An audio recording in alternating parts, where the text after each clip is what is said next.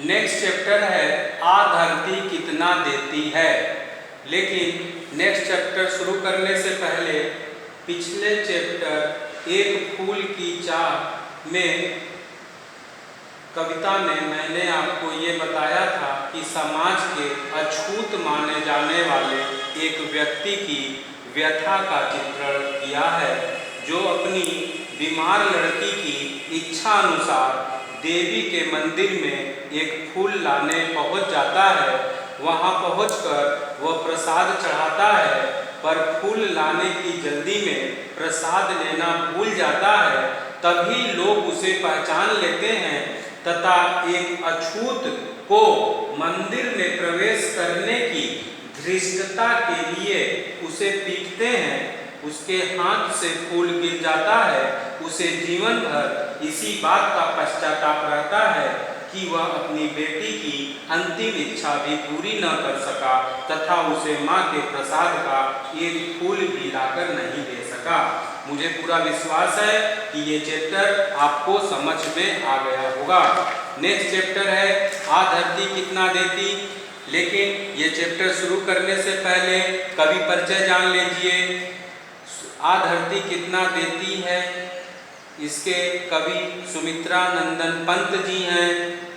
पंत जी प्रकृति के सुकुमार कवि, जिनका जन्म सन 1900 ईस्वी में अल्मोड़ा के निकट कौसानी गांव में हुआ।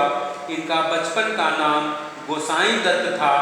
इनके जन्म के कुछ घंटों बाद ही इनकी माता का स्वर्गवास हो गया था। इनका पालन पोषण इनकी दादी ने किया। इन्होंने राजकीय हाई स्कूल अल्मोड़ा और जय नारायण हाई स्कूल बनारस से शिक्षा प्राप्त की। उच्च शिक्षा के लिए ये कॉलेज में भर्ती हुए, परंतु असहयोग आंदोलन में भाग लेने के कारण पढ़ाई बीच में ही छूट गई। 28 दिसंबर 1977 को इनका निधन हो गया। 1961 में इन्हें पद्म भूषण की उपाधि से सम्मानित किया गया। इनकी रचनाएं वीणा, पल्लव, ग्रंथि, गुंजन, युगांत, युगवाणी, उत्तरा, चितंबरा, लोकायतन इत्यादि है। भाषा, पंत जी की भाषा चित्रमयी और अलंकृत है, जिसमें माधुर्य और सरसता का मणिकांचन संयोग है। काव्यगत विशेषताएं, पंत जी प्रकृति के कवि हैं। ये छायावादी कवि हैं, परंतु इन्होंने प्रगतिवादी और अध्यात्म से प्रभावित कविताओं का भी सृजन किया है।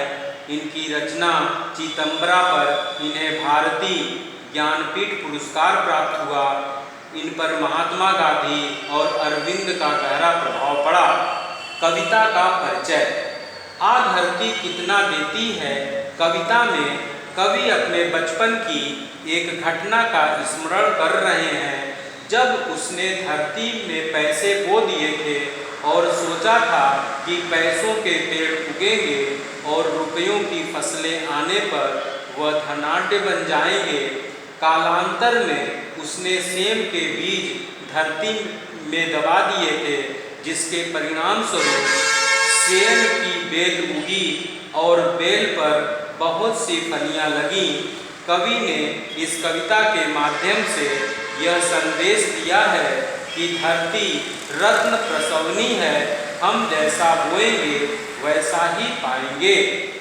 कविता है, मैंने छुटपन में छिपकर पैसे बोए थे, सोचा था पैसों के प्यारे पेड़ उगेंगे, रुपयों की कलदार मधुर फसलें ठनकेंगी और फूल फल कर मैं मोटा सेठ बनूंगा। पर बंजर धरती में एक न अंकुर फूटा, बंधिया मिट्टी ने एक ही पैसा उगला। सपने जाने कहाँ मिटे, सब धूल हो गए। मैं हताश हो बाट जोहता रहा दिनों तक, बाल कल्पना के अपलक पावड़े बिछाकर। कवि प्रस्तुत पंक्ति में अपने बचपन में मिट्टी में पैसे बो दिए और सोचा कि पैसों के पेड़ उगेंगे तथा रुपयों की फसलें लगेंगी, जिन पर खूब पैसे लगेंगे जिससे मैं खूब अमीर हो जाऊंगा और सेठ बन जाऊंगा। परंतु कवि की यह उम्मीद पूरी नहीं हुई, क्योंकि बंजर धरती में एक भी अंकुर नहीं फूटा, अनुपजाऊ मिट्टी में एक भी पैसा न उगला।